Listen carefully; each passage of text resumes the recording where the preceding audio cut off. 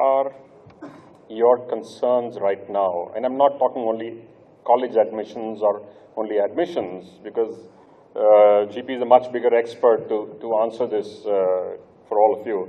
I'm talking about generally about life, about economics, politics, business, geopolitics, the state of the world.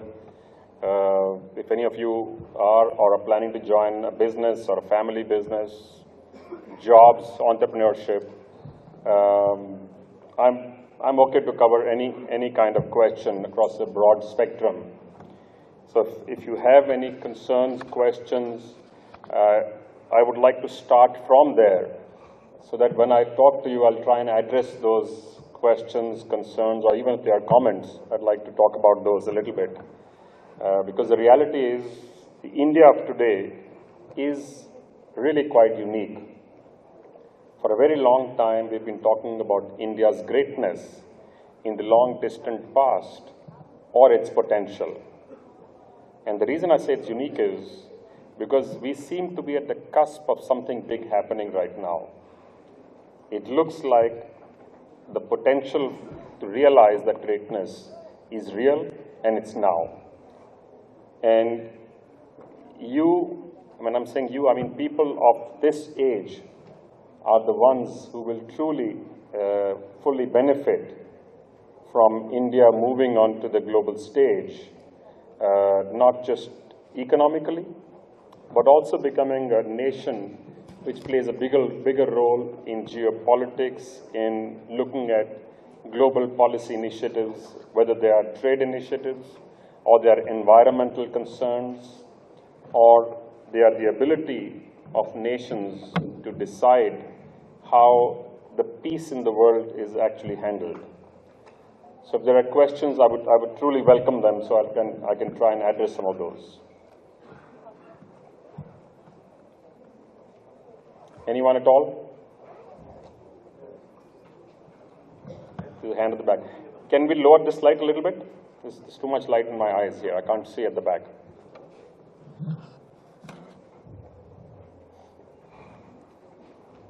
Good evening. I would like to ask you that what do you think would be the role of corporate sector in social upliftment in India in near future, without thinking about the profit? I mean that can we expect in reality for the corporate sector to contribute selflessly to the social sector? Okay. Anyone else?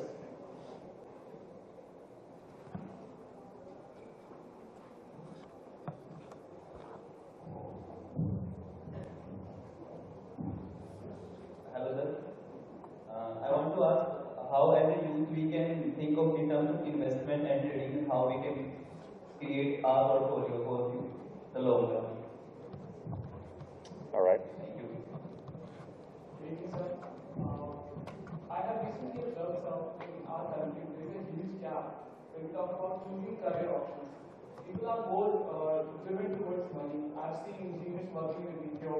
I've seen art graduates working in banks, doing bank PO. I really feel that there is a need to push people towards the right direction. So people opt for different subjects, they get into different fields, and they completely end up in a very different environment. And it actually leads to an environment where people are not excellent at their work. They're really not enjoying what they're doing. They're just moving. So I want to know what would be the solution for this. How India can move towards this, towards improving this, which we are facing right now. Okay. There's one right at the back.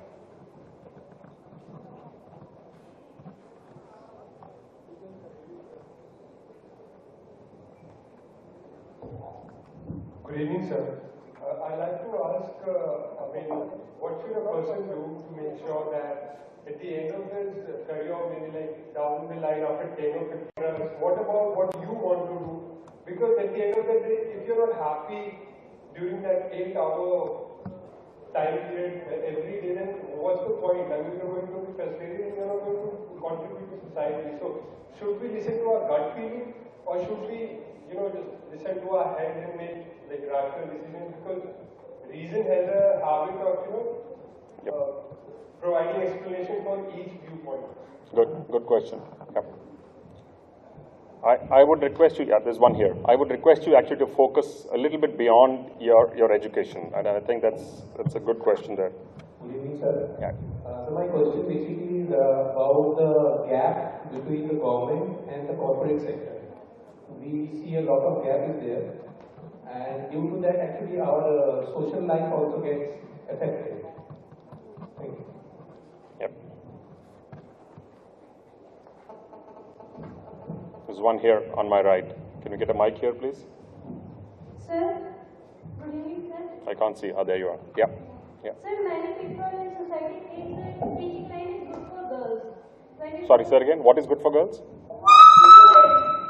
Teaching line is good for girls. And so, I think you're too close to that speaker. sir, is there any scope in teaching line after we do MBA? Okay. Good evening, sir. Here, Yep.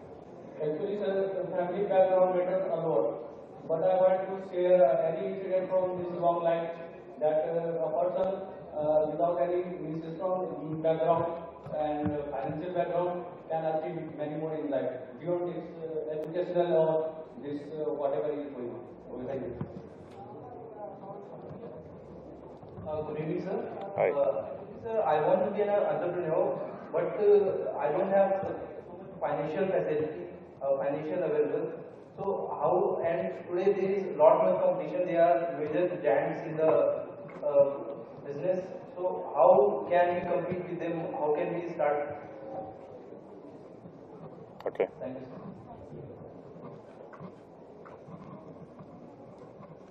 Yes, please. Can we get a mic here? Right in the middle.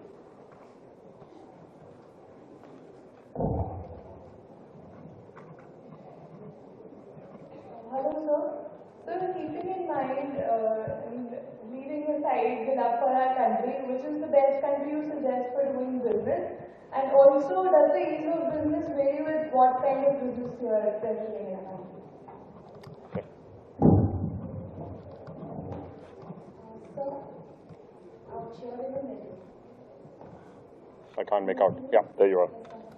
So, the question that I had was that government jobs, etc., they're linked with stability. So, I'm studying at college. So, there are a lot of fields that I want to explore. I want to learn a new language, I want to learn a new skill. However, my parents always put my ideas down, saying that there is a constraint of time and that there is a certain limitation to the age at which you can apply for a secure job in our society. So how do I sort of convince them? How can we make a balance? So is it okay to postpone my ideas for later, or should I pursue them right now? Like something like that. Why don't you stand? You go out without the mic. Go ahead. I can hear you. I have worked in an NGO and before 2 years I joined that. I thought that I would do something for society. When I went, then I find that the reality was quite different. I'm glad to know that. Is there anything body control NGO? Okay. So, Yes. there's a huge gap of financial literacy in India. And if you know that only 3% of Indians invest in stock market. And when you talk with anyone about this, and they used to say that it's a total gambling. So how we can literate, and the government alone can't do everything. But if you will go in the market and want to create the awareness among the people, that even they don't want to listen, and your parents, and they also don't want to keep you give you the money to invest in the stock market. And the lack of the financial literacy, how we can overcome from this problem. Thank you. Thank you. Hello, sir. There's one right behind. Yeah. Go ahead. So, how we can develop our risk-taking ability as a business technology. As if a student has opportunity to look for security rather than freedom. So, we look more to security, but in business we can't look for security, we can have to take risk, whether it's our service or product. So, how can develop that risk-taking ability? Yes, please. At the back, just behind you.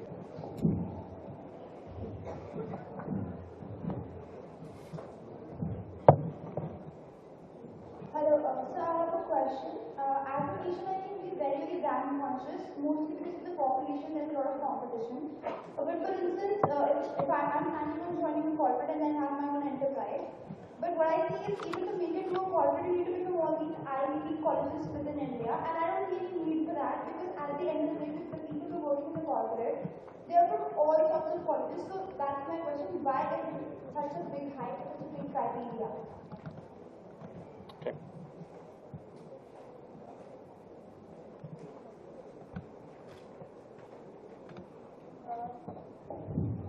Go ahead. Yeah. Just shout. I want to be an entrepreneur, but sometimes what happens with me, sir, is that I have a lot of fear in my mind that will I be able to make it or not. So how to overcome that fear? Because I feel confident, but sometimes I just lose it. So how to be confident all the time? Thank you. So I have a very simple question. How do I keep myself motivated towards my goal? At first I'm very enthusiastic, but then I start getting distracted and I become a fear. So how do I keep myself focused? Right. Hello sir, I have a question. Let's say I get a business school, I get master degree from there, and then probably I get everything in place. I have a financer, I have a good idea to start a new business. So should I go for it or should I wait for some time and get some more experience into it and then probably start a new venture? Sir? Yep. Hello. Sir, I have a very ambitious plan. I want to come in politics to revolutionize it. And for it, I'm taking as an option for fixed itself for an opportunity to go there. Am I on the right track for it? Hello. Sir, 1 week back I heard the RBI governor was saying that rather than made in India, it should be made in India. And he told that it's a problem if India becomes a land of traders. I want to know that what's the problem if India becomes a land of traders? Because trading is a thing which can be done by a single person, whereas manufacturing includes large number of people.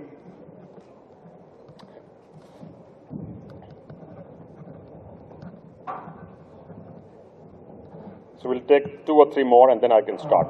Sir, as an entrepreneur, what are the strategies which should be employed in initial phase of my startup idea?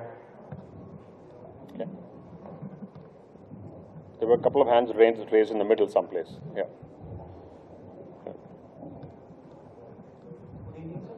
I want to know what should be the role of the government in business in the country.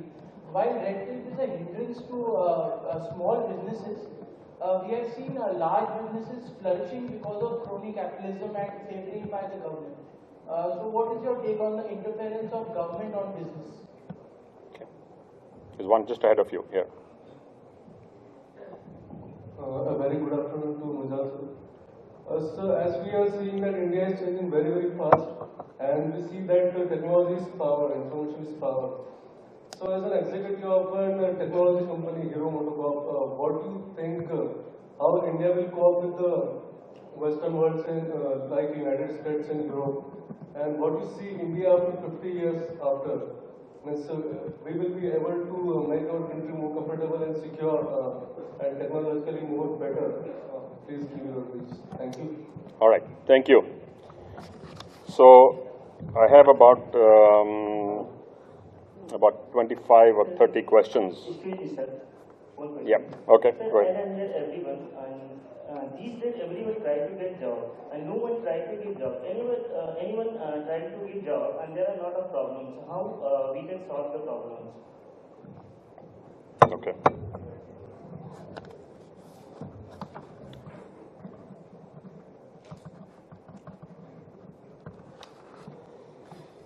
Thank you. That's a pretty wide spectrum of questions.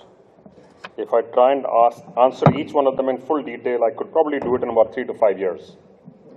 But I shall try and do this in the next 20 to 30 minutes and see how much of this we can cover. So where are we right now in India? As I said at the beginning, it's actually a very, very interesting place to be. Every government in independent India, each subsequent government actually has done better than the previous in almost all cases. Not literally every case, but almost all cases. When we started in the late 40s and early 50s, we chose a path that our leaders at that point in time chose to call a socialist democracy. Frankly, it's an oxymoron. This term does not exist anyplace else in the world. We were the only country in the world which tried to create a socialist country and also a democratic country and a market economy at the same time. It's not been done by anyone. We tried to put out a hand of friendship to the US. It didn't quite work, so we veered towards Russia. That was a time when the world was a bipolar world. There were two big poles, USSR and the USA. And most countries were aligned with one or the other. We chose not to align ourselves with any one of them because we were the founders of the non-aligned movement. I don't know how many of you have actually heard of this term, of the non-aligned movement, which was signed in Yugoslavia some decades ago, where a few of the countries got together and said, this is not okay. You cannot only be following a completely communist approach or a completely market-driven approach. You need an approach which is different from these, which addresses the needs of societies and people, and yet is progressive for the economy. So, while we called ourselves non-aligned, but we did borrow from the Russian system of the 5-year plan, which was called the GOS plan. So we, in effect, centralized all of our planning process. So the central government, to a large extent, and the state governments, to some extent, would tell people what to do. Even for industry, all industrial, commercial, and economic activity was licensed. So the government would give you a license and say, you can make this product, but you must make it here, and this is how much you can make. Even the production quantities were actually prescribed in the license. And it was a very strange situation. We were probably the only country in the world which penalized people if they were efficient. If you produced more than the license capacity, you actually got penalized. The government would often launch action against those companies who were extra productive or extra efficient. Plus, because they were being licensed, so we ended up creating an environment and a situation where everything was always in short supply. So industry developed this unique expertise, one of sitting in Delhi, creating what they used to call liaison offices in Delhi, and learning the ropes of how licensing is done. So the expertise was, how can I get a license? And by the way, at the same time, how can I stop somebody else getting a license in the same industry? So if you see, some of the more successful enterprises were owned by companies which were in a monopoly situation, which meant customer service or customer centricity was given a complete go-by. So quality, consistency, pricing, efficiency were of little importance. You had no choice but to go to the market and buy what was being offered. If something was sold at 10 rupees, you had to pay 10 rupees. And if the cost of that company from 8 rupees went to 10, they would just increase the price from 10 to 12. And you, as a consumer or a customer, had no choice. You would just go and buy this, because that was all that was available.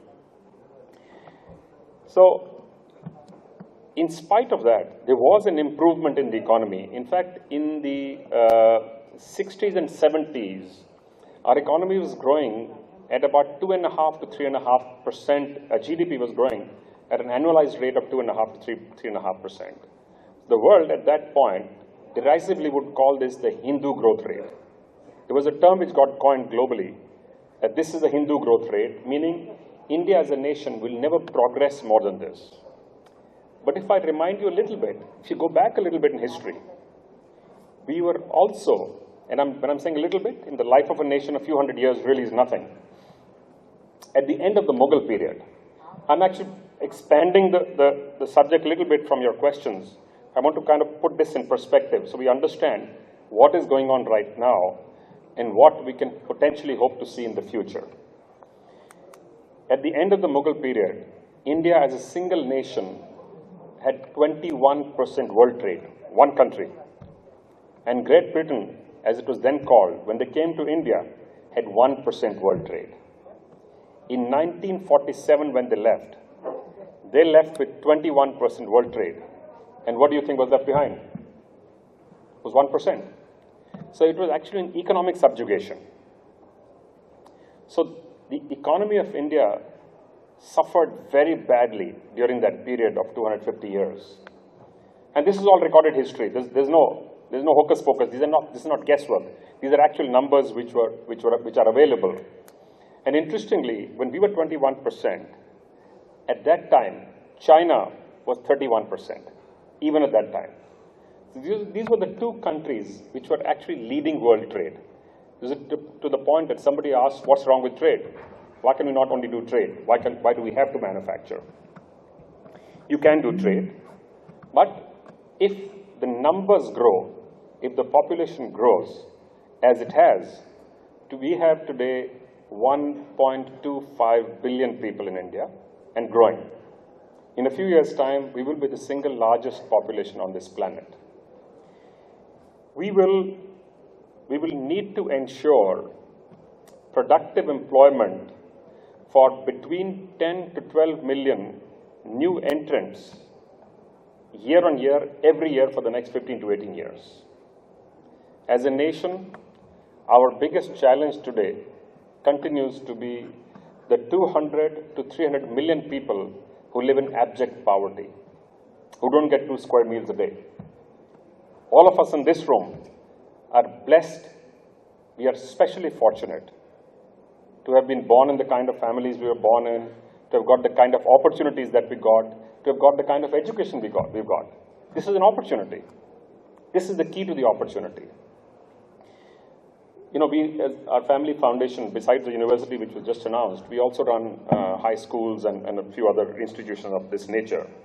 One of the schools we run in Ludhiana is focused especially on children of industrial workers.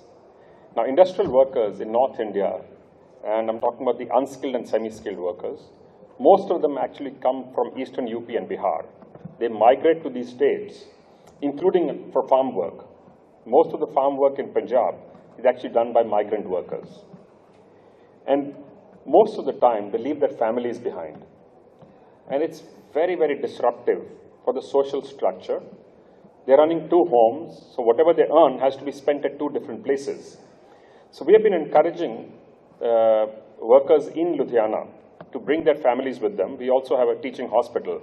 So we said the health of your parents and your families can be taken care of in the hospital, and we will help you educate your children in these schools, and we give them loans to build their own homes so that they can actually build their lives. Last year, I understand 12 of the top 15 positions in Punjab came from our schools. The young girl who stood second was the daughter of a security man in one of our companies. 2 years before that, the young boy who stood first in the board was the son of a helper in one of the machines in one of our companies. The only reason I'm mentioning this is these are kids who would never otherwise have gone to school. If they had stayed back in the village, they would just never have gone to school. Today we have kids from these schools, and there's one here in Haryana in Daruhed as well. We have 30,000+ kids studying in these schools. Now, there are kids going to IITs, All India Institute of Medical Sciences. They are becoming doctors, they're becoming scientists, they're becoming airline pilots. It is all about opportunity and about our individual personal enterprise. To the question that about 4 of you asked me questions about enterprise and entrepreneurship. I think it is something that we have not focused enough on in India. While we talk of jobs, we actually forget. If you provide a job, if one of you gets a job, one of you gets a job.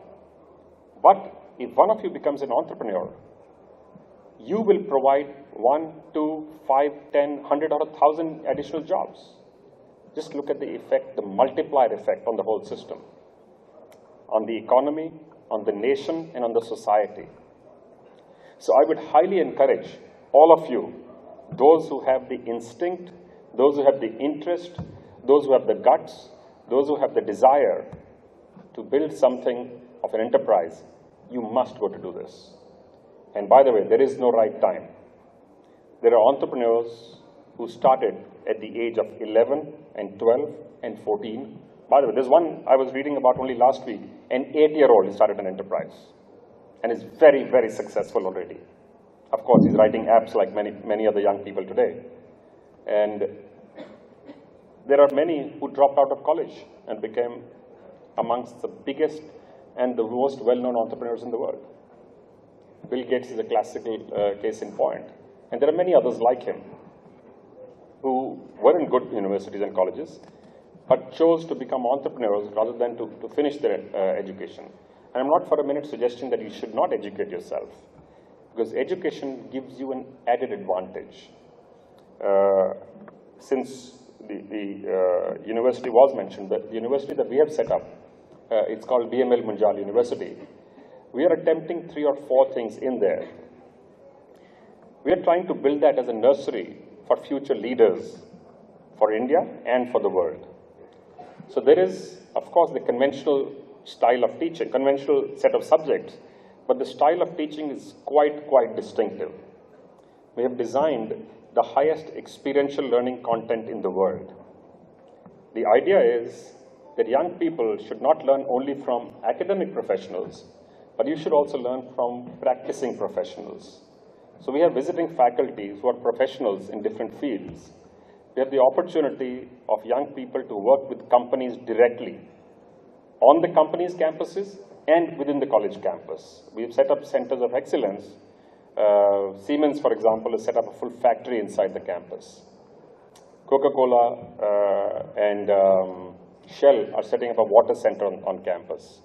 IBM is setting up a learning center on campus. So you will actually get an opportunity to see what actually happens post-education. So for India, entrepreneurship is an absolutely essential engine for growth for the future. And why is manufacturing important? Why is the Make in India campaign or the mission absolutely critical for us as a nation?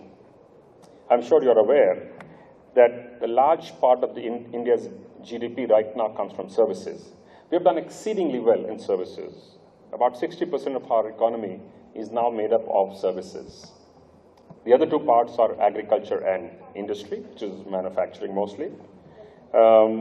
Manufacturing right now is about 16%. And the attempt right now is to see how we can take this from 16% up to 25%. Agriculture, unfortunately, will actually create less and less jobs in the future as it becomes more modern, as it becomes more productive, as it gets more automated, it gets more introduction of technology, systems, process, and materials, it will have less jobs. While we are the 2nd largest producer of vegetables in the world, we are the 2nd largest producer of fruits in the world, we are the largest producer of milk in the world.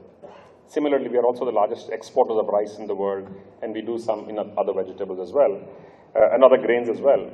But we are amongst the lowest in terms of yield. So as yield starts to improve, the number of jobs on farms will go down.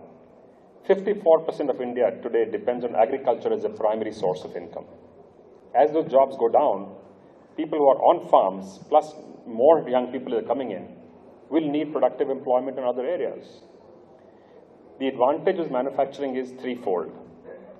One is that it's been tested and researched that for every 1 manufacturing job that you create, you will create manufacturing-related services jobs as well, and those are an order of magnitude higher. For every 1 manufacturing job, you end up creating between 3 to 6 services jobs as well. So someone was talking about trucks the other day. If I look at our company, we make motorcycles and scooters. For every manufacturing job that gets created, there's a whole lot of activities which have to take place.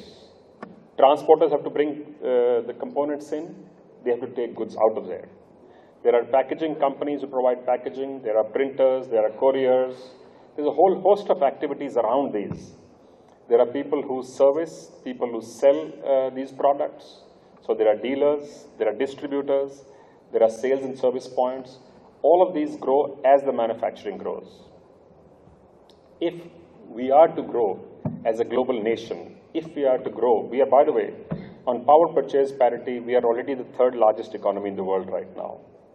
It is expected that in the not too distant future, India's economy in real terms will also become the third largest in the world. After China and the US, we will have the largest economy in the world. And that is likely to happen within the next 10 to 12 years itself. We are moving quite rapidly, incidentally. We have become bigger than many of the European economies already. So the opportunities are absolutely immense. So if I focus for a couple of minutes more on the manufacturing, I'll come back to some of the other questions which were asked. There are areas within manufacturing which are very, very large multiplier, and which is the reason the government has not just picked manufacturing, but it's actually also focusing in terms of policy initiatives, incentives, taxation, infrastructure to encourage and build clusters of some of these industries. The advantage of a cluster is when you put clusters, you create not just the various different activities of a specific industry vertical, you will also create the suppliers of that, you will also create academic institutions and training institutions for that industry so that the overall system starts to benefit. You will create jobs literally on day one. When somebody qualifies, somebody educates himself or herself, they can either become an entrepreneur or take up a job right away. So the big multiplier areas, first is the automotive industry, which is a very large multiplier because of many, many ancillaries which get created, many dealership and distributors which get created. For many years in the US, the measure for the economy used to be three. One was steel production, second was automotive production, and the third was what is called housing starts. How many new homes are being built? So after the automotive industry, the next largest multiplier is in home construction. There are 154 industries directly connected to home construction. If you look around this room, for example, there's one company which makes the glass, another one which makes the wooden frame, a third one which makes those handles, fourth one which makes these tiles, fifth one which makes the ceiling tiles. So each thing is being done by a different enterprise. So the number of enterprises which get involved is very, very large. Also, there's an opportunity for direct job creation. That is why people are focusing on infrastructure, that as India builds out more infrastructure. Today, when people talk of India's problems and challenges, the three which stand out the most, one is lack of physical infrastructure, roads, airports, highways, ports, rail network, etc., etc. Second is too much red tape, and third is too much corruption. In some sense, they're all actually linked to each other.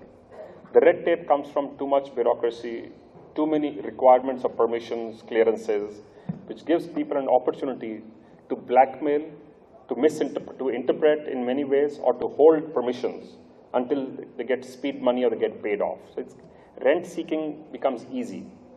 So one of the recommendations that has been made to the government right now is to change the system for the interface between government and industry and government and citizen.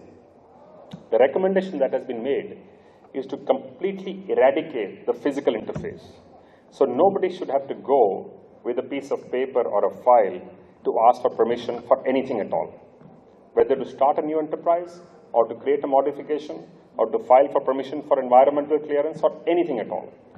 We've said whatever is required should get automated. There's enough technology available. There are Indian companies who are going and doing this for countries outside of India. Why can we not use the same companies here? Why cannot we create the best system in the world here?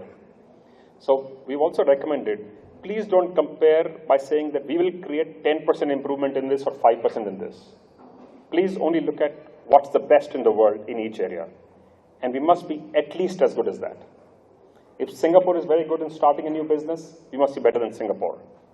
If Malaysia is good in a dispute settlement, we must be better than them. And we should look at this country by country, region by region.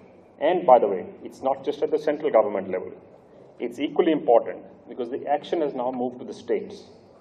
We have a federal system where some of the decisions are made at the central government level, but increasingly, more and more decisions are now made at the state level.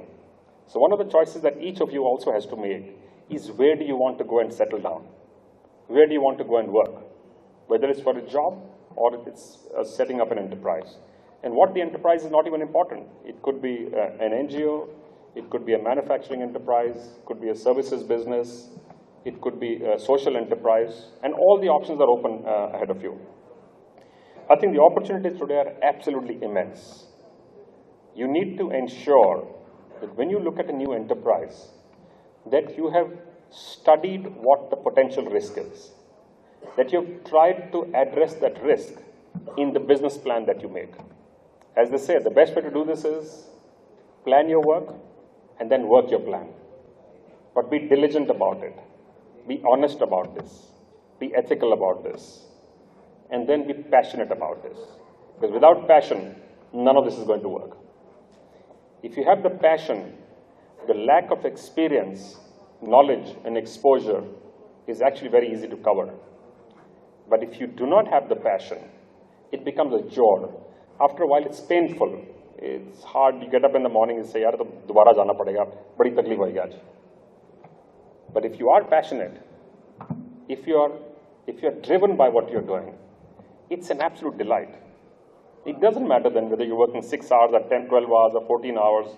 People are saying today, "Ye kya ho raha hai?" There are government ministers now working from 9 a.m. till 10 p.m. And by the way, they are nowadays. Most ministers today in the government are at their desk at 9 a.m.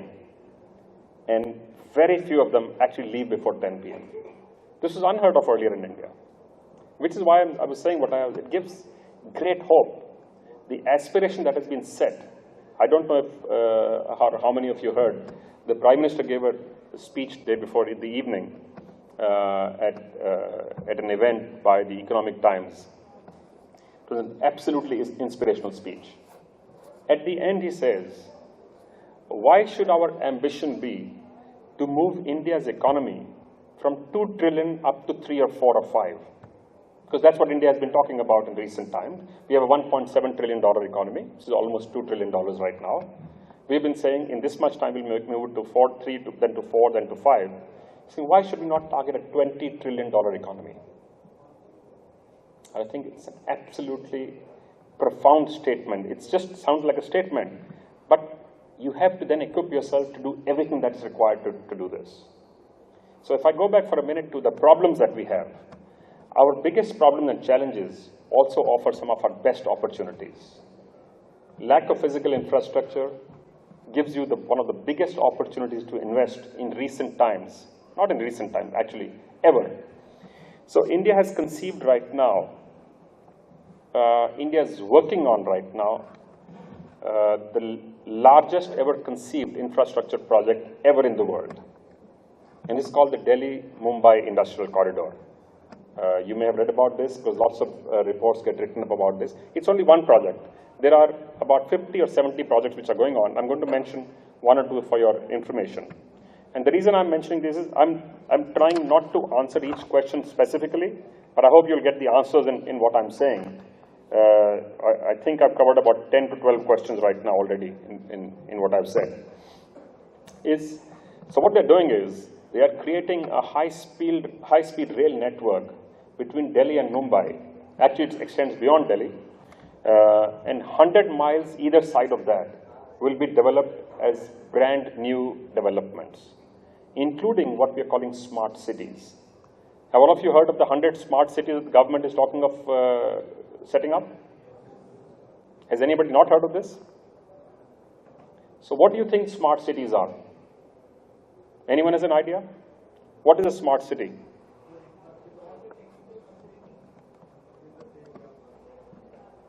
Say it again.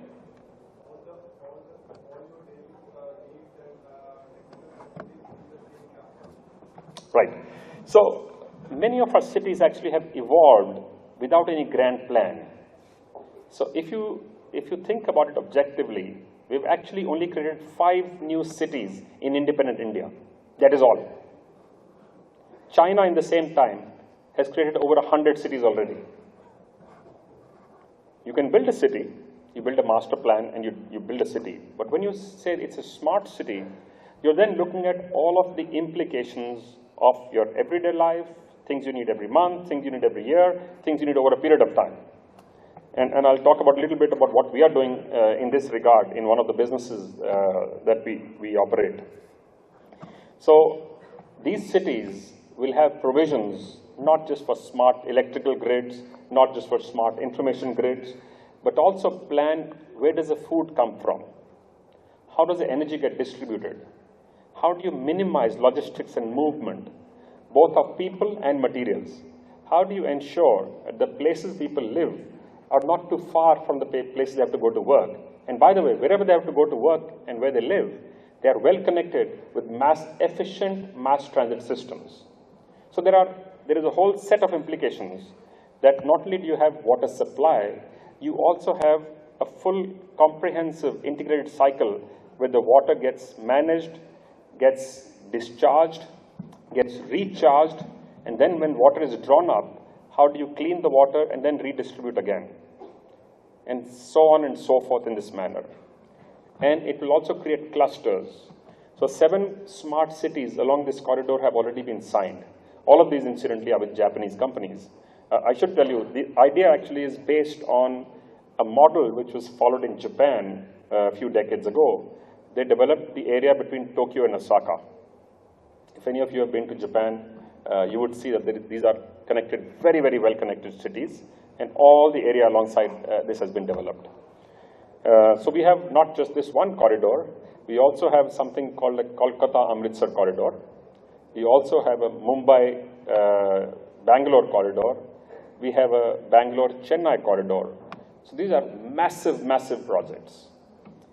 We also have a plan to undertake the largest number of new ports any country has ever undertaken.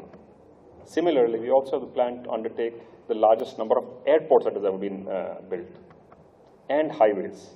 We've also built a large part of our highways have been built in the last 15 or 20 years. And that plan is going to get accelerated many, many fold in the coming 2 or 3 or 4 years. They also want to take up waterways, both for movement of people and goods. So the reason I'm telling you is, if you are smart, you will figure out where the opportunity lies for you. What is it that you like? What is it that excites you? What are you passionate about? And by the way, when you start something, don't be scared of making a mistake. In fact, if you don't make any mistakes, it's often because you're not trying hard enough. When you try, not everything will work. Some things will work, and some won't.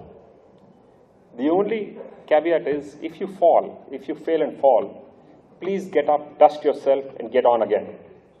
Use that as an experience to learn. Does anybody have an idea how many times Abraham Lincoln lost elections or different things that he tried to do?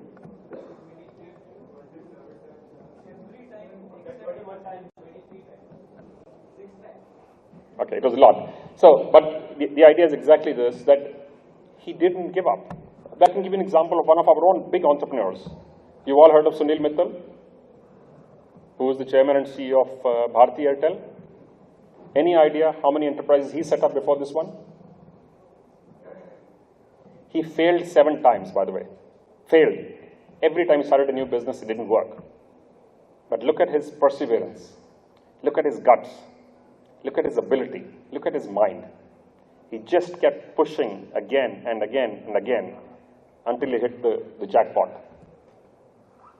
He has built probably one of the most successful telecom companies in the world. From being the highest priced wireless telecom service in the world, in a very short time, we became the lowest priced in the world. And the business model that was followed by this company, people actually laughed at them when they changed the business model. Every significant telecom company in the world is now scrambling to follow their business model. Everyone, and I mean seriously, every one of the top 20 companies is trying to follow the model that they are. And that comes from sheer guts and trying. You experiment with life. You experiment with things. Take sensible risks. Take risks. I'm not saying you take wild risks. It's not a gamble all the time. A calculated risk is a good thing. A wild gamble is what it says. It is a wild gamble. So if you have that much risk-taking ability, now and then it works. But that is a wild gamble. So you need to find a way, where do you set your limit? Where do you stop risk-taking and focus on the safety, on the conventional, on the traditional? The smart people actually figure out that it's a combination of both which works well. The opportunities in the new economy are also new. Who could have imagined that the e-commerce companies, which are around today, would get valued at order of magnitude higher than existing large retail companies? That they would be generating hundreds of thousands of new customers a day, every single day. So the opportunities available to us, to you, I think are something that this world has never ever seen. As the world gets connected more and more because of technology, because of communication, the opportunities to you are not just in India. They are to see, is there somebody in Poland who needs to learn English? Can I teach them English sitting here? Is there a hospital in the US who needs to analyze MRIs? Can I do that here? And by the way, all of this is already being done in India. It's happening as we speak. So we as a nation, we as a people, have a unique ability. You need to tell me the time, excuse me. How much time have I got? 2 minutes, okay. So I shall try and wrap up quickly. So the opportunities are literally all around us at this moment. In Agri Plus, which is handling post-harvest agri-produce, food processing, logistics, cold chains, transportation. They are in civil society, in water, health, education, financial education. Someone talked of that. So I was at this CNBC Awaaz event yesterday. 10 years ago, they launched a program to educate people on what the financial services, financial industry is. How can you, in a safe manner, start to build a culture of saving and investment? So SIP is the safest instrument they've developed. SIP is small investment being made on regular intervals. Usually it's a monthly investment. People save, it's called a saving and investment plan. So whatever you save every month, a little bit of that goes into investment. So they're saying gift somebody a certificate, give somebody a share, give somebody an SIP, so that people also get into the habit. 11% of the world's gold reserves are with Indian housewives. 16% of the world's gold reserves are in India, and 11% are with housewives. If even a fraction of this can be converted to financial instruments and go into productive investments, just imagine what can happen to India's potential to invest and potential to grow and potential to create an opportunity for a nation which is truly a global nation. Indians worldwide have done very well, all around the world. If you go to US, UK, Germany, Spain, you can name country after country, and also company after company. I'm told Microsoft has about 34% Indian. NASA, which is a super secret kind of work they do, has 18% Indians. Google has a large number of Indians. So many companies have banked and taken advantage of the Indian mind. Indians have a unique ability for multitasking. And that actually gets developed as we educate ourselves. So what does a good MBA do for you? To my mind, an MBA should never teach a student what the answer is. And that's the attempt that we are trying to make. We try and equip students with the ability to ask the right questions. And please create and form your own answers. If you are given ready-made answers, you can be guaranteed that answer will only work at some places. It's not going to be correct every time. Please avoid too much learning by rote. Our current system in schools and colleges has focused on only learning by rote, that whatever is written in the book is the answer. Please try and use your own mind. Use that only as a basis, as a foundation. The other thing I would encourage all of you is to widen your horizon. If your background is technology, learn a little bit about liberal arts, about sociology, about history. If your subjects are law, please learn a little bit about technology and drawing. Again, this is another attempt that we are making in our university. Actually, we made this compulsory. So at the end of the day, you produce leaders who have the ability for lateral thinking, who are well balanced and well exposed. I wish all of you the very best in life. I hope the sessions that you're attending the day today are useful for you and helpful, and you not only take advantage of, but build for all of us the India of our dreams. Thank you very much.